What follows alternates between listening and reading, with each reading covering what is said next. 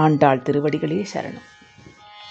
வங்கக் கடல் கடைந்த மாதவனை கேசவனை திங்கள் திருமுகத்து சேயிழையார் சென்றிறைஞ்சி அங்கப் பறை கொண்ட ஆற்றை அணிபுதுவை பைங்கமலத் தன்தெரியல் பட்டர்பிரான் கோதை சொன்ன சங்கத் தமிழ்மாலை 30 தப்பாமே ஈங்கிப் பரிசுரைப்பார் ஈரிரண்டு மால்வரை தோள் செங்கண் திருமுகத்து செல்வத் திருமாலால் எங்கும் திருவருள் பெற்று இன்புறுவர் ரெம்பாவாய். ஆண்டாள் திருவடிகளே சரணம். திருப்பாவை பாசுரம் 30. திருப்பாவையின் கடைசி பாசுரம். பொதுவாகவே தெய்வ நூல்களில் கடைசியில் அந்த நூலின் பயனை சொல்வார்கள். இந்த நூலை படிப்பதனால், இந்த செய்யுள்கள் எல்லாவற்றையும் பாராயணம் செய்வதால் ஏற்படக்கூடிய நன்மை என்ன என்று சொல்வார்கள். இந்த பாசுரத்திலும் ஆண்டாள் அப்படிப்பட்ட நூற்பயனை சொல்லியிருக்கிறார். இந்த பாசுரங்களை படிப்பதனால், பாடுவதனால் திருமாலின் அருள் பூரணமாக கிட்டும் என்று பலஸ்ருதியாக இந்த பாடலை பாடியுள்ளார். இந்த பாசுரத்தை அப்படி சொல்லி இந்த திருப்பாவையை அழகாக நிறைவு செய்கிறாள். அப்படி இந்த பலஸ்ருதியை சொல்லும் பொழுது ஆண்டாள், கோதையாகிய ஆண்டாள் தன்னை பட்டர்பிரான் கோதை என்று சொல்லிக் கொள்கிறாள். தன்னுடைய குருநாதரும் தகப்பனாருமான பட்டர்பிரானின் பெயரை முன்னால் சொல்கிறாள். பட்டர்பிரான் கோதை என்று சொல்கிறாள்.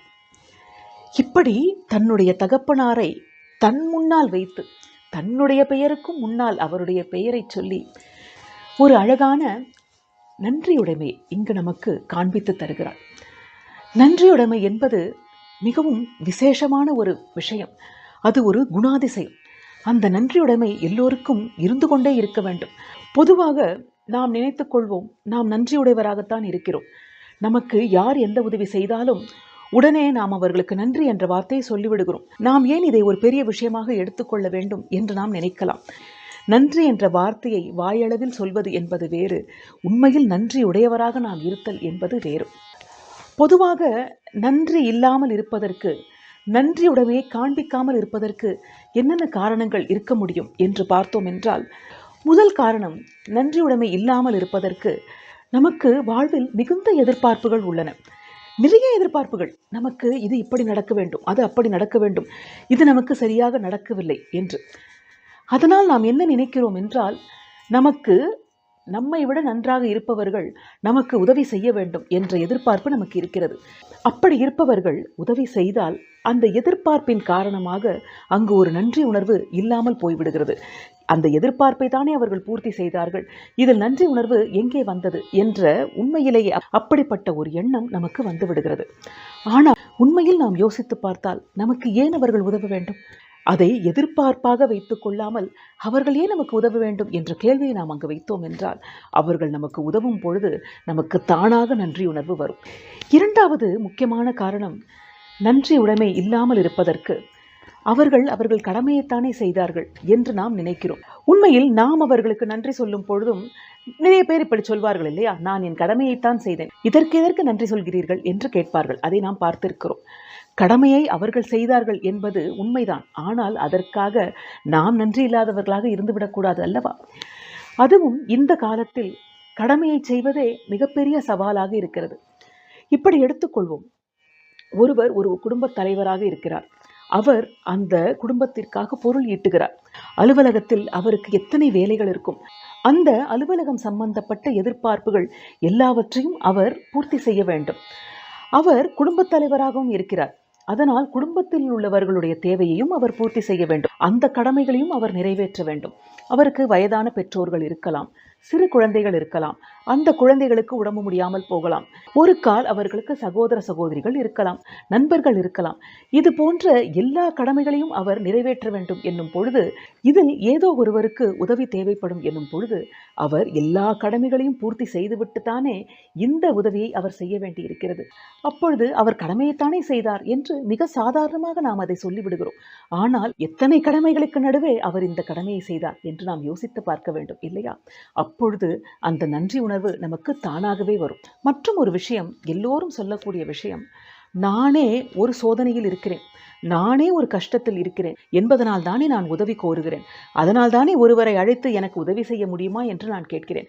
அந்த சோதனையில் நான் இருக்கும் பொழுது, அப்படிப்பட்ட ஒரு கஷ்டத்தில் இருக்கும் பொழுது நான் என்ன நிலையில் இருக்கிறேன் என்று எனக்கே தெரியாது. அப்பொழுது போய் நான் நன்றி கூறிக்கொண்டிருக்க முடியுமா என்று கேட்பார்கள். இது ஒரு வாஸ்தவமான விஷயம்தான்.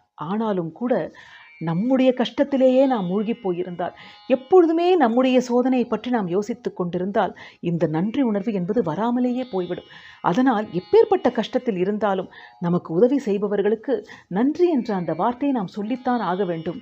அவர்களுக்கு நன்றியுடையவராய் நாம் இருந்துதான் ஆக வேண்டும். நன்றியுடைமை இல்லாமல் இருப்பதற்கு நம்முடைய சோதனைகளோ கஷ்டங்களோ ஒரு விதிவிலக்கே அல்ல.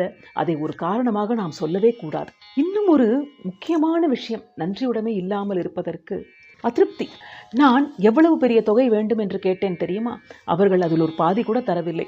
இப்பொழுது மீதி தொகைக்கு நான் வேறு யாரிடமாவது சென்று கேட்க வேண்டும் என்று இப்படி அதிருப்திப்படுபவர்கள் இருக்கிறார்கள்.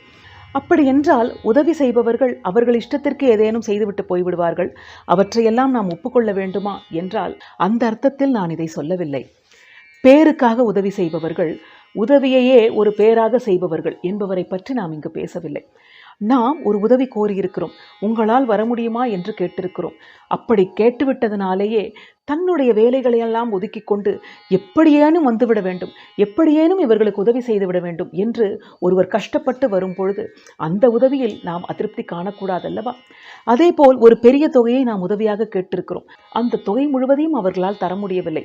ஆனால் அவர்களால் முடிந்த ஒரு தொகையை தருகிறார்கள் என்னும் பொழுது அதிலும் நாம் ஒரு அதிருப்தியை கண்டுபிடித்து அதிலும் ஒரு குற்றம் குறையை நாம் சொல்லக்கூடாதல்லவா? நாம் ராமாயணத்தில் பார்க்கிறோம் அல்லவா? ராமன் இப்பொழுது கடலை தாண்டுவதற்காக பாலம் கட்டுகிறான். எல்லா வானரங்களும் மிக பெரிய பெரிய பாறைகளை தூக்கி கொண்டு வந்து அந்த பாலத்தை கட்டுவதற்கு உதவி செய்து கொண்டிருக்கின்றன. அப்பொழுது ஒரு அணில் வந்தது என்று அந்த கதையை நாம் எல்லோருமே கேள்விப்பட்டிருப்போம். அந்த அணில் கடலில் நனைந்து தன்னுடைய உடலை ஈரப்படுத்தி கொண்டு பிறகு மணலில் வந்து புரண்டு அந்த மணலை வந்து எடுத்துக்கொண்டு அந்த பாலத்தின் மேல் உதிர்த்தது என்ற கதையை நாம் எல்லோரும் கேட்டிருப்போம். அந்த உதவியை பார்த்து ராமர் அந்த அணிலை தன் கையில் வைத்து கொண்டு தடவி கொடுத்தார் என்று நாம் பார்க்கிறோம் இல்லையா? அந்த அணில் என்ன பெரிய உதவி செய்துவிடப் போகிறது? அந்த அணில் உடம்பிலிருந்து வந்த மண் எவ்வளவு பாலத்தை கட்டிவிடப் போகிறது என்று நினைக்காததினால்தானே ராமன் அந்த அணிலை தன் கைகளில் எடுத்து அந்த அணிலை தடவி கொடுத்தான் என்று நாம் பார்க்கிறோம். எப்பேற்பட்ட சிறிய உதவியும் உதவிதான். அதனால்தான் அணில் செய்யும் உதவி போல என்று அதை உவமையாக கூறுகிறார்கள். இன்னும் கூட அந்த விஷயத்தை நாம் பேசிக்கொண்டிருக்கிறோம் இல்லையா? அதனால் உதவி செய்பவர்களை எல்லாம் அதிருப்தியோடு பார்ப்பது, அவர்களிடத்தில் அதிருப்தியாக பேசுவது என்பது தகாதது. மற்றும் ஒரு விஷயம், இந்த நன்றி உணர்ச்சி இருக்கிறதல்லவா, அது மனதோடு இருந்தால் போதும், அதை எப்பொழுதும் சொல்லிக்கொண்டே இருக்க வேண்டாம் என்று பலர் நினைப்பதுண்டு. ஆனால் அது சரி கிடையாது. நன்றி உணர்ச்சி என்பது அது ஒரு கருத்த மேகம் போல. அது வார்த்தை வழியாகவும் கண்ணீர் வழியாகவும் மழையாக பொழிந்துவிட வேண்டும். அதை மனதிலே வைத்து கொண்டு நான் பின்பு சொல்லிக்கொள்வேன், வேறு ஒரு சமயத்தில் சொல்லிக்கொள்வேன் என்றெல்லாம் வைப்பது முறையல்ல. மறைத்து சொன்னேன், சொன்னது போல் சொன்னேன் என்பதற்கு நன்றி உடைமை ஒரு ரகசியம் அல்ல. அது வெளிப்படையாக எல்லோருக்கும் சொல்லப்பட வேண்டிய ஒரு விஷயம். அதனால்தானே இங்கே ஆண்டாள் பட்டர்பிரான் கோதை என்று தன்னை சொல்லிக் கொள்கிறாள். அதேபோல் சிலர் ஒரு முறை சொன்னால் போதும், நன்றியை என்ன மீண்டும் மீண்டும் சொல்லிக்கொண்டே இருப்பார்களா என்றும் நினைக்கலாம்.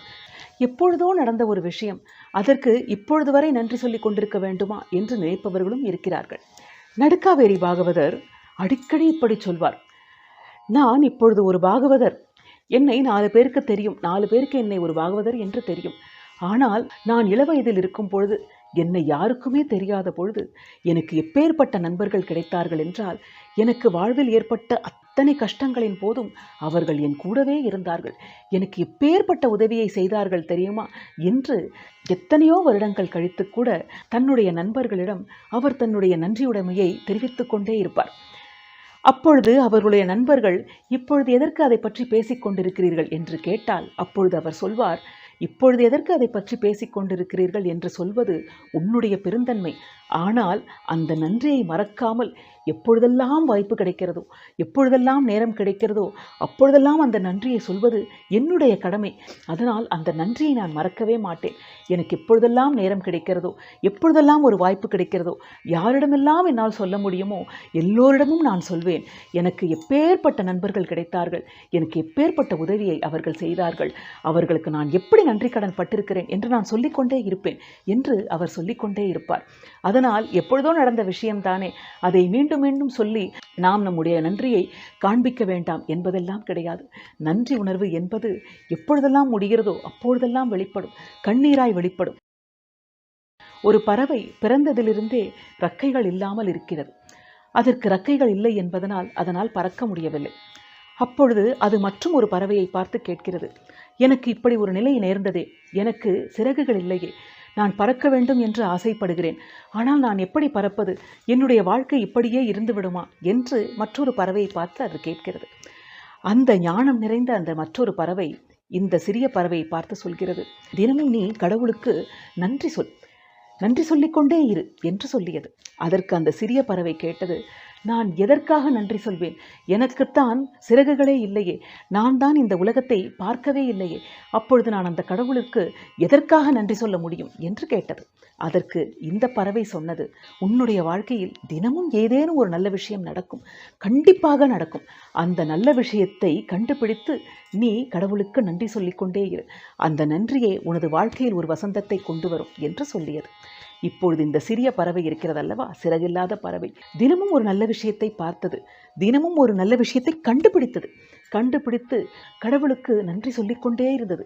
அந்த நன்றி சொல்ல சொல்ல சொல்ல அந்த பறவையுடைய சிறகுகள் கொஞ்சம் கொஞ்சமாக முளைத்து கொண்டே வந்தன. அந்த நன்றி உணர்ச்சி அந்த பறவையின் உள்ளத்தில் மேம்பட அதனுடைய சிறகுகள் நன்கு நீண்ட சிறகுகளாக, விரிந்த சிறகுகளாக, அது ஒரு முழுமையாக வளர்ந்த பறவையாக, நல்ல வளர்ச்சியுடைய பறவையாக, அழகான பறவையாக வளர்ந்து விட்டது என்று இப்படி ஒரு அழகான கதை, நன்றி உணர்ச்சியால் ஏற்படக்கூடிய அற்புதத்தை உணர்த்துகின்ற கதை. இதை நாம் கேள்விப்பட்டிருப்போம் இல்லையா?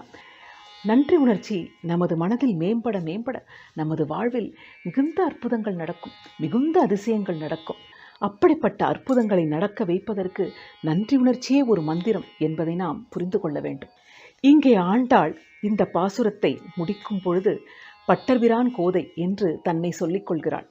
நாம் நம்முடைய வாழ்வில் சிறந்த நிலையை அடைவதற்கு, நம்முடைய லட்சியங்களை எட்டுவதற்கு, நம்முடைய வெற்றிகளை காண்பதற்கு நிறைய பேர் நமக்கு உதவி செய்திருப்பார்கள். நம்முடைய வெற்றியை நாம் அடையும் பொழுது, நம்முடைய பலன் நமக்கு கிடைக்கும் பொழுது, நாம் அந்த வெற்றி களிப்பில் இருக்கும் பொழுது நமக்கு உதவி செய்தார்கள் அல்லவா, எல்லோரையும் நினைவு கூற வேண்டும், அவர்கள் எல்லோரையும் குறிப்பிட வேண்டும். அப்படித்தான் ஆண்டாள் இங்கு இந்த 30வது பாசுரத்தில் தன்னுடைய தகப்பனார் பெயரை, தன்னுடைய குருநாதர் பெயரை சொல்கிறாள் என்று நாம் இங்கு பார்க்க வேண்டும். இப்பொழுது இது போன்ற நிகழ்ச்சிகள் 30 நாட்கள் நாம் செய்கிறோம் என்றால் எத்தனையோ பேருடைய உதவி இதில் இருக்கிறதல்லவா, எத்தனையோ பேர் விட்டு கொடுத்து தங்களுடைய வேலைகளெல்லாம் அனுசரித்து நமக்கு உதவி செய்வதால் தானே நம்மால் இது போன்ற நிகழ்ச்சிகளை செய்ய முடிகிறது. அப்படிப்பட்ட ஒவ்வொருவருக்கும் நம்முடைய நன்றி உரித்தாகிறதல்லவா. இப்படிப்பட்டவர்கள் எல்லோருடைய உதவியாலும் தான் இந்த லட்சியம் சாத்தியமானது, இந்த வெற்றி சாத்தியமானது என்று சொல்ல வேண்டும். அதைத்தான் ஆண்டாள் இங்கு நமக்கு அழகாக காண்பித்து கொடுக்கிறாள். இந்த பாசுரத்தில் பலஸ்ருதியோடு மட்டும் அல்லாமல் நன்றியுடைமை என்கிற ஒரு அழகான குணாதிசயத்தை, ஒரு முக்கியமான குணாதிசயத்தை, நாம் வாழ்வில் என்றுமே விட்டுவிடக்கூடாத ஒரு குணாதிசயத்தையும் சேர்த்து நமக்கு ஆண்டாள் காண்பிக்கிறாள். இந்த பாசுரத்தில் ஆண்டாள் நமக்கு சொல்லித் தருவது நன்றியுடைமை, பீயிங் தேங்க்ஃபுல். ஆண்டாள் திருவடிகளே சரணம்.